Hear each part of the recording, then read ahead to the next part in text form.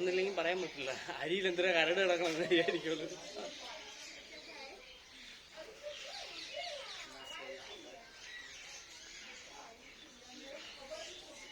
കാലിലിടാറ് തോന്നുന്നു.